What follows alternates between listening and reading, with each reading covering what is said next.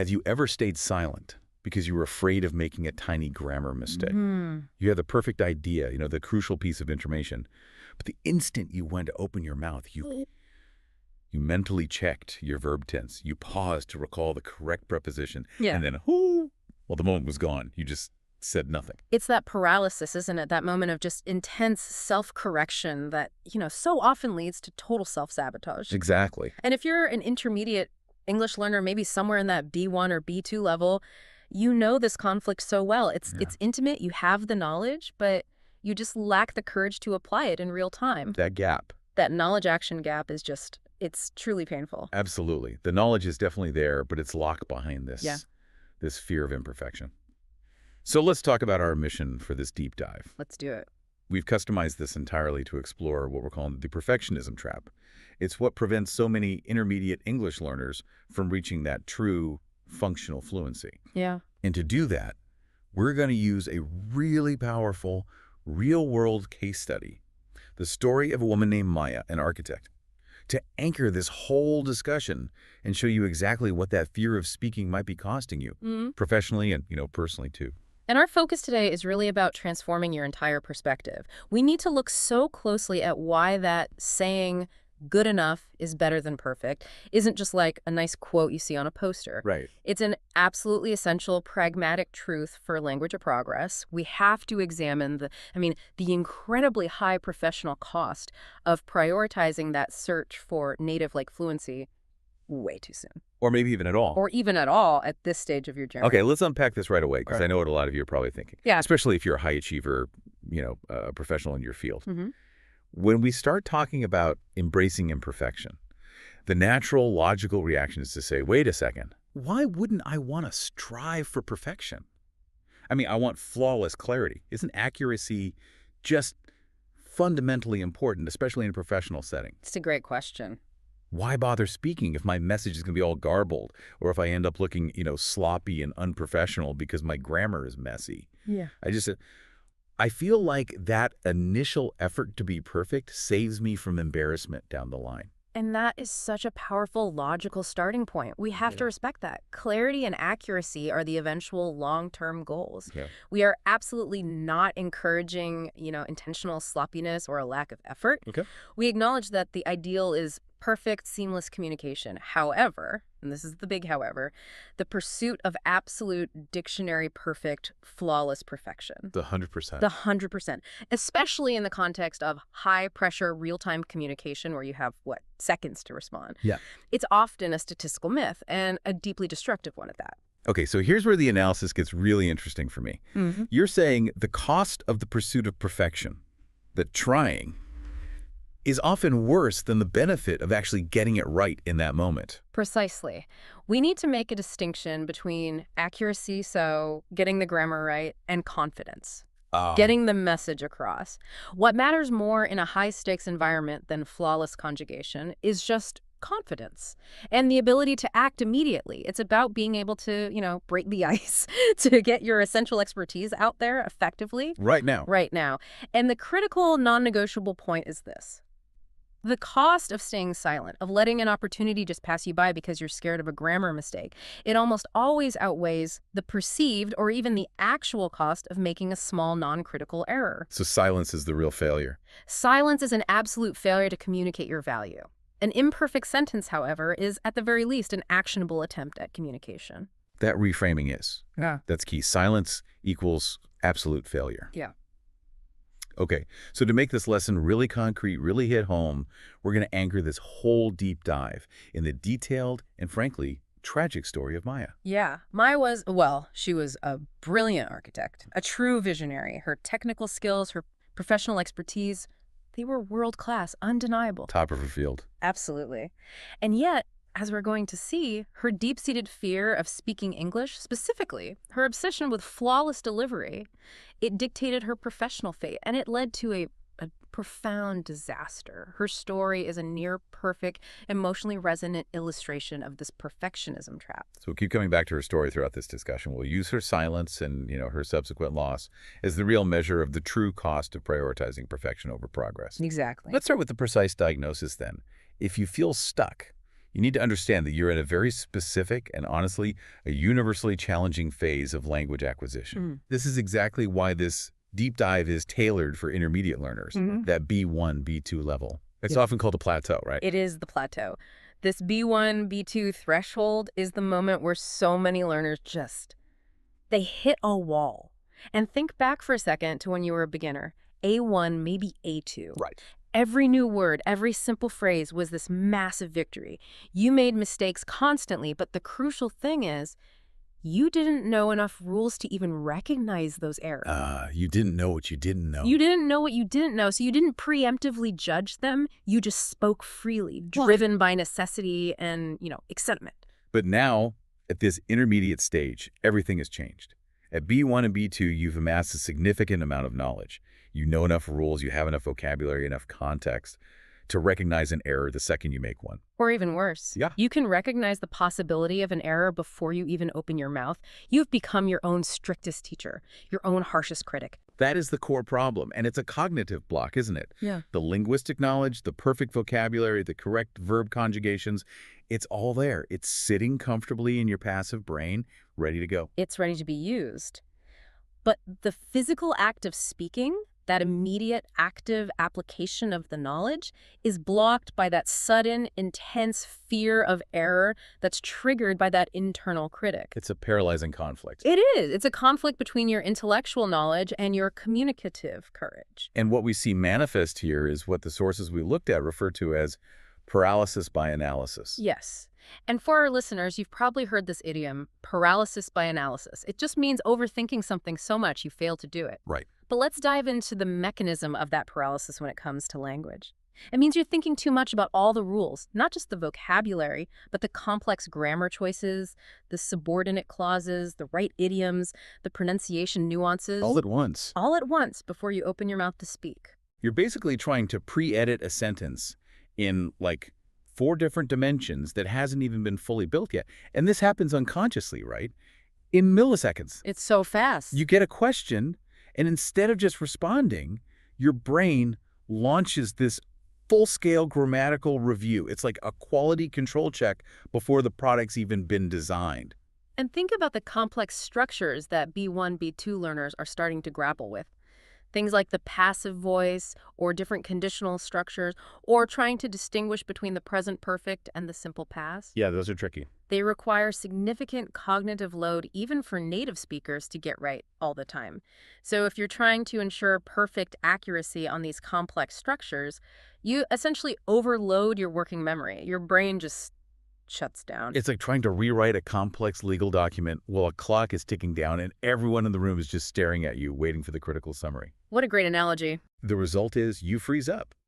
The conversation moves on without you, and you end up saying nothing at all, even though you have the perfect answer in your head.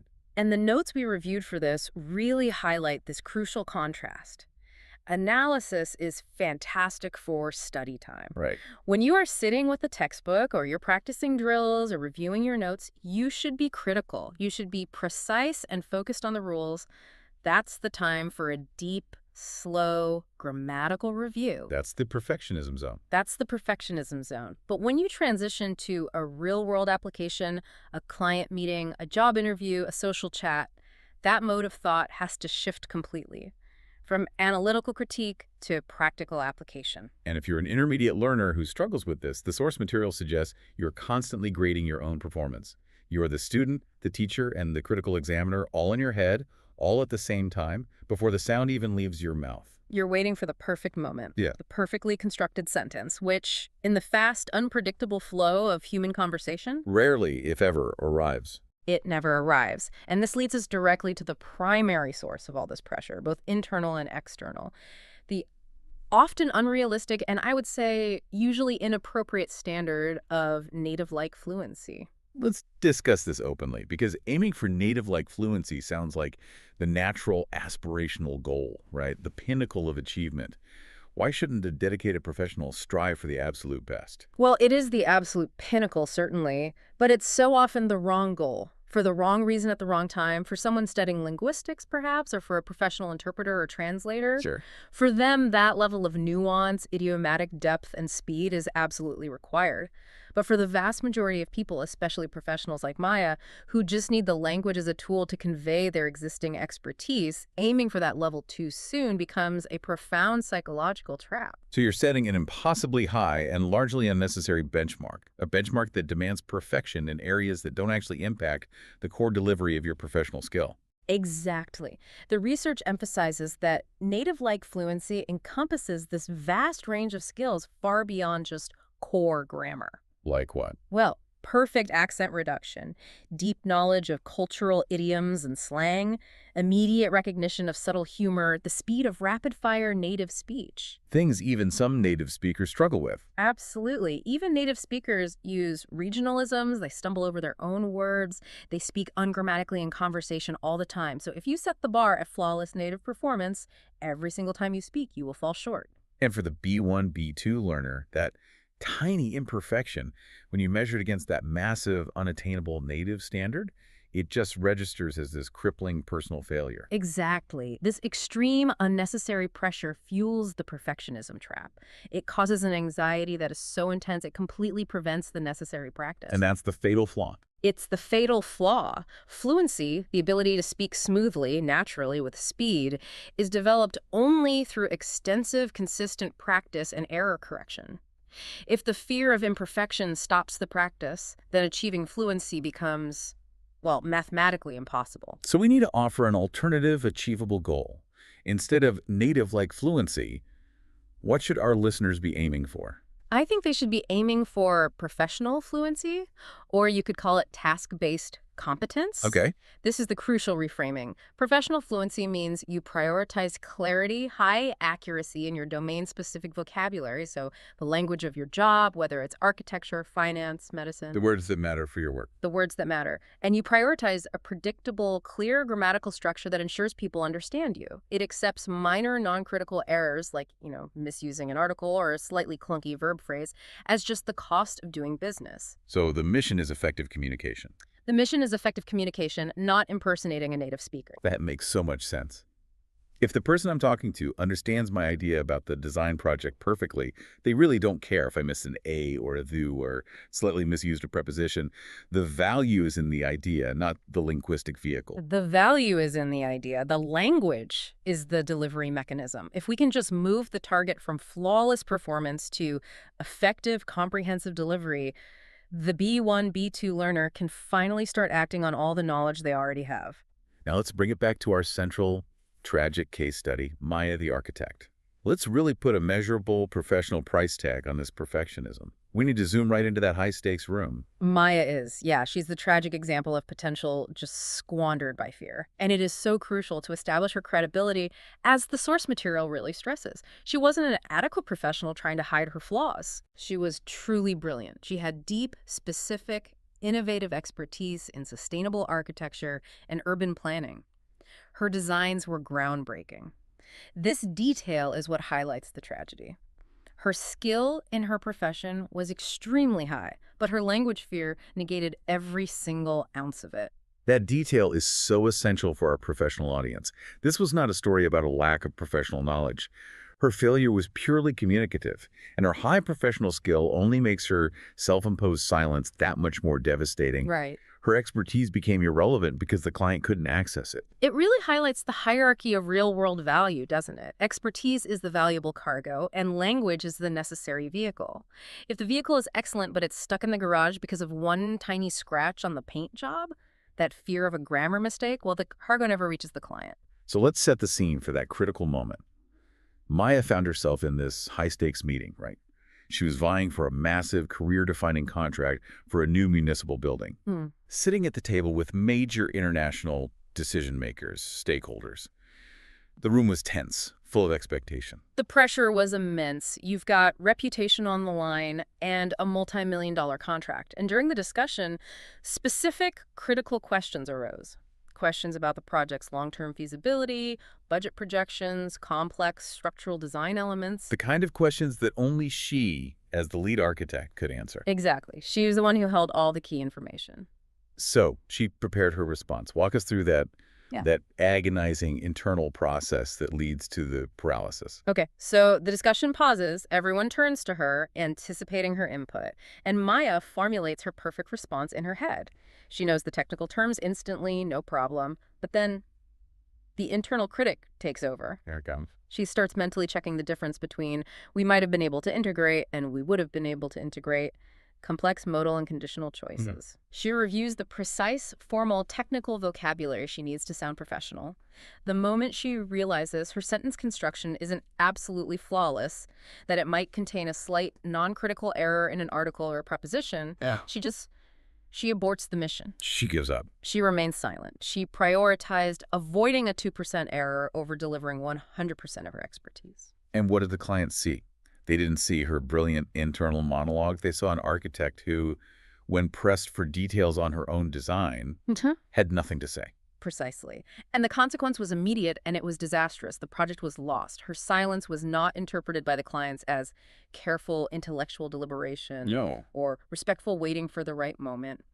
In a high-stakes competitive setting, silence is aggressively interpreted as a lack of contribution, a lack of confidence in her own ideas, or maybe even a fundamental lack of conviction about her plans. Silence reads as absence, or worse, inadequacy. That's the ultimate tragedy.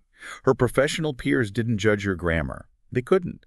They judged her presence, or rather, her lack of it, her lack of contribution. And now, here's the sharpest irony. The part of the story that should truly motivate our listeners to change their habits. The project, that huge defining opportunity, it went to a competitor. And the research specifically highlights that this person had, and I'm quoting, much worse English than Maya. Hold on, I want to challenge that because worse is subjective. How did the client quantify that? If Maya had, say, a solid B2 level and the competitor had grammatically weaker English, was the client just swayed by presentation? Or did the competitor actually use the specific language that Maya, despite her better overall grammar, failed to deploy? That is a vital point. The client didn't do a grammar test. The competitor won not because their grammar was better, it clearly wasn't, but because their communication was more effective. They prioritized expertise over elegance, they used language imperfectly, they probably made basic grammatical errors, misused articles, stumbled over some vocabulary, but they spoke with conviction. They spoke with confidence. They managed to present their technical expertise clearly, even if the vehicle, the English language, was a little battered and scratched around the edges. Yes. They projected competence through nonverbal cues.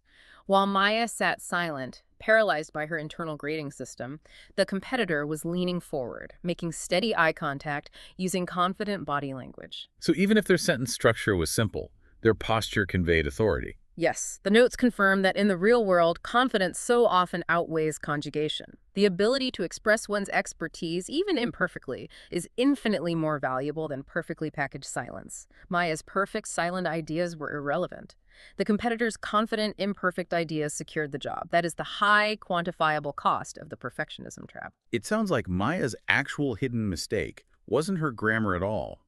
It was her inability to prioritize the 50% of communication that is nonverbal and confidence-based. Absolutely. She let the fear of a minor linguistic flaw completely override the massive, undeniable asset of her architectural brilliance. The outcome was total professional failure due to a self-imposed language restriction. Okay, so Maya's story acts as this painful but really necessary lesson for every B1, B2 learner who feels stuck. We've established that while accuracy matters, Maya's experience proves that perfect silence is the ultimate, most expensive failure. Without a doubt. So we need to shift the mindset now. We have to move away from this fear-based perfectionism and toward progress-based confidence. And the core philosophical shift is all contained in that one key phrase. Good enough is better than perfect. We need to define exactly what good enough looks like in practice for a language learner. Right. So for the intermediate learner listening, what does good enough practically entail? What does that mean minute to minute? It means we have to redefine your threshold for speaking. If you're waiting until you are 100% sure of every single word, every structure, every pronunciation, you will miss every single opportunity. Every time. Every time. Good enough means speaking when you are, say, 70 or 80% sure. It means accepting that your sentence might be a little clunky, that it might be simplified, or that it might have an error, but it's comprehensible. And that comprehension is a massive, immediate victory. So comprehension is the goal. Comprehension is the immediate goal. Striving for textbook perfection is a distant, long-term luxury for your personal study time, not your professional application time. I like that. The 70% confidence rule. It's actionable. It gives your brain permission to make mistakes. But to implement it, you have to take that initial leap, which brings us to the first practical strategy. Break the ice. Break the ice. An idiom we assume our B1, B2 listeners know refers to, initiating that interaction, starting the conversation, overcoming that initial awkward tension. For perfectionists, the first sentence is often the most terrifying because it feels like it sets the standard for everything that follows. That first step is the greatest point of friction. The fear of being judged for that first stumble is often what keeps people silent for the rest of the meeting, just like it did with Maya. So, what are some actionable ways to break the ice without risking a complex grammatical failure? We suggest starting with extremely small, low-stakes interventions.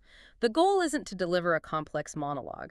The goal is simply to get used to the sound of your own voice speaking English in that high-stakes environment. So don't aim for the big opinion first. Exactly. Don't plan to offer your definitive architectural opinion right away. Instead, try something much smaller. Like offering a simple clarification. You could repeat what you heard. For example, so if I understand correctly, we are reviewing the budget for Phase 2. Perfect.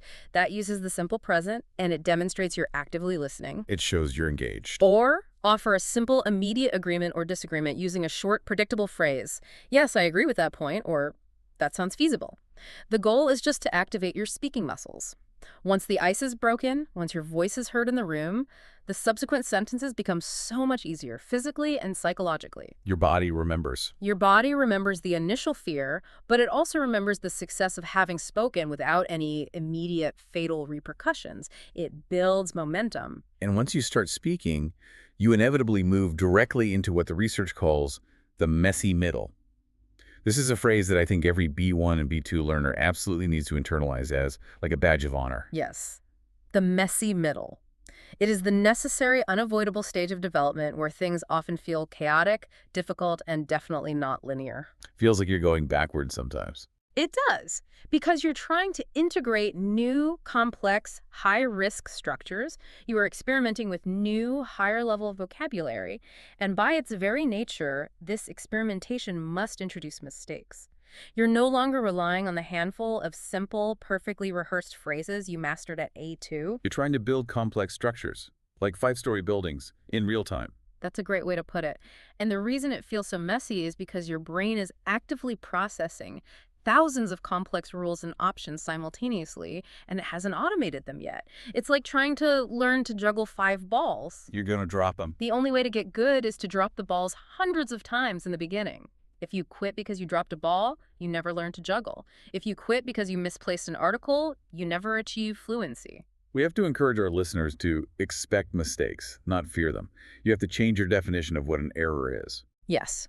A mistake is not evidence of failure. It is indisputable evidence of learning, of trying, of expanding your communicative boundaries. If you are making mistakes, it means you're stretching your limits. You're moving beyond what is safe and easy. And if Maya had just been willing to live in the messy middle of that high-stakes meeting, using some imperfect conditional phrases and slightly clunky structures, she would have secured the project. Yeah. Because her core expertise would have been heard. Her fatal flaw was demanding instantaneous, polished perfection right away. She tried to skip the necessary chaos of the messy middle, which led directly to total inaction and ultimately the loss of her professional opportunity. You have to embrace the chaos and the imperfections of this intermediate phase to ultimately reach clarity and fluency. We spent a lot of time on the psychology and the mindset shift, but let's bring this back to a specific linguistic tool that is highly relevant to this internal struggle. A tool provided directly in our source material, the grammar of regret. We're talking about the conditionals. This is a fascinating and crucial pivot. Why would a grammar structure about past possibilities be so psychologically relevant to overcoming the perfectionism trap? I know it sounds counterintuitive. It does, but it's because conditionals, particularly the third conditional, give learners the precise language they need to articulate and process regret and missed opportunities. It makes the true consequences of silence tangible and measurable. It gives you the linguistic framework to analyze exactly what happened, or rather what didn't happen, because of that internal fear. Wow. It externalizes the feeling of loss. Exactly. We're focusing intensely on the third conditional, that complex structure used to describe impossible past scenarios. Things that could have happened if a past condition had been different, but now it's too late to change. So this is the grammar we have to use to process Maya's failure and transform it into a powerful, forward-looking lesson. And for our B1, B2 listeners, this is where we dive into the technical meat. The third conditional structure is powerful, and frankly, it's particularly difficult for intermediate learners because it forces you to engage with these complex concepts of hypothetical cause and effect in the past. It looks like this. If I had done X in the past, I would have experienced Y result. Let's break down the linguistic difficulty here, because this is exactly why perfectionists freeze up. To correctly form the third conditional, you have to deploy two very advanced and cognitively demanding structures at the same time. Okay, what are they? First, the if clause requires the past perfect tense. So had plus the past participle. This tense itself is often tricky because it establishes a timeline, referring to an action that was completed before another past action. A lot of moving parts already. A lot of moving parts. And second, the result clause requires the modal perfect. So would have plus the past participle. This structure introduces a layer of modality possibility or certainty into the past, requiring the speaker to quickly combine a modal verb with the perfect infinitive form. So the complexity of combining those two structures, past perfect and modal perfect, under the pressure of real-time speech, is exactly why perfectionists like Maya choose silence. It's just too high of a cognitive risk. It is. But by using this structure now to process the failure, you are forcing your brain to confront the very structure you fear most, but in a safe, analytical way. So let's apply this directly to Maya's catastrophic scenario. We can use the third conditional to perfectly articulate her linguistic regret and turn it into a motivational tool. Let's do it. Start with the action she failed to take, the silence. Okay. If Maya had shared her ideas, she would have secured the project. Notice how the structure highlights the undeniable direct link between the critical past action speaking and the desired outcome winning. Right. She can look back now, using grammatically precise language, and articulate precisely what the pursuit of perfection cost her. And if we focus on the core problem, that internal critic, we could phrase it like this. If she hadn't feared imperfect grammar, she would have spoken with the necessary conviction and confidence. This is the therapeutic and technical application of grammar. By using the third conditional, the learner is compelled to process the painful past mistake. It transforms it from a general vague feeling of, I messed up, into a precise linguistic understanding of the cause and effect. The perfectionism was the condition, the project loss was the result. This specific, complex grammar structure makes the consequence of silence undeniable and quantifiable. The process itself is so essential for future motivation. If you realize, using this grammar, I used the chance to get promoted because I didn't speak up during the Q&A, that specific, detailed articulation is so much more motivating than just a vague feeling of inadequacy. It is. The grammar provides a blueprint for future corrective action. Next time, I must risk the complex grammar to secure the result. It connects back perfectly to our core concept. Language is a vehicle for your ideas. Maya's ideas, her brilliant architectural designs, they were the valuable cargo. The third conditional is the postmortem analysis that says, look, this is precisely what the vehicle was supposed to carry, and this is exactly where it stalled and why. And the only way to ensure the vehicle doesn't stall next time is to practice driving it, flaws and all. Exactly. So what does this all mean for the B1, B2 learner who's listening right now? The message is clear. You already know so much. You have the vocabulary, you have the rules stored internally. The next most critical step is not accumulation. It's not gathering more vocabulary words or learning a new set of esoteric rules. It's activation. Activation. It's moving that stored passive knowledge from the safe analytical part of your brain to the active real-time application part of your mouth immediately. We need you to see your existing language skills not as a set of rules that are perpetually waiting to be tested and graded, but as a robust tool set. Maybe it's a little worn, maybe a little rusty, but it is ready for immediate deployment. You have to start speaking to move from the analytical phase to the automatic fluent phase. This has been a deep, forensic look at the true cost of perfectionism and the necessity of embracing the messy middle. Before we wrap up, let's do a quick review of the key phrases that we want you to internalize and use as internal checks moving forward. Yeah, these are your mantras for progress. First, we define the psychological trap. paralysis by analysis. Right. Remember, stop thinking, start speaking. You cannot be the critical examiner while you're also trying to be the speaker. If the clock is ticking, prioritize the message over the flawless delivery. Second, embrace the necessary growth stage, the messy middle. Expect the struggle. You must expect mistakes, and you have to treat those mistakes as indisputable evidence of effort and learning, not as personal failure. If you aren't making errors, you aren't challenging your own limits. And finally, the core philosophy that saves careers. Good enough is better than perfect. Your primary functional goal is comprehension and effective communication. Prioritize delivering the valuable message over achieving grammatical flawlessness. Now, for our final provocative thought, building on Maya's mistake, we spent this entire deep dive focusing on the language, the technical details, the grammar, the words you speak. But communication is never just words. Never. If we break communication down, maybe 50% is the actual spoken language, and a massive 50% is nonverbal. Your tone, your posture, your confidence, your steady eye contact, the speed of your response. Think again about the competitor who ultimately won Maya's job. They might have had 30% perfect language, bad grammar, but their 50% nonverbal confidence was a perfect 100%. They projected authority, competence, and ownership of their ideas, even if they stumbled over a verb. If you, the B1, B2 learner, obsess over achieving 100% language perfection, you are entirely ignoring the immediate, powerful, and often job-securing impact of that other 50%. That is the challenge we leave you with. Is your body language matching your brilliant mind? Are you holding your incredible professional knowledge and expertise captive inside a fearful, silent body? Confidence, effective communication, success. They do not require perfect grammar. They just require you to take the risk and open your mouth. Use the third conditional to process Maya's story. If I had spoken, I would have achieved my goal. Now let's make sure you don't have to use that grammar structure in the future to describe your own missed opportunity. Exactly. So we want you to start breaking the ice immediately. We have a specific call to action for you, our dedicated learner. We want you to comment with one single imperfect sentence you are proud of. It could be something you said today that felt risky, or maybe something you plan to say tomorrow to break the ice. It does not need perfect grammar. No. Let go of the fear and let us know your success. We'll be reading them all and cheering you on. Stop waiting for perfection. Start communicating now. Thank you for diving deep with us.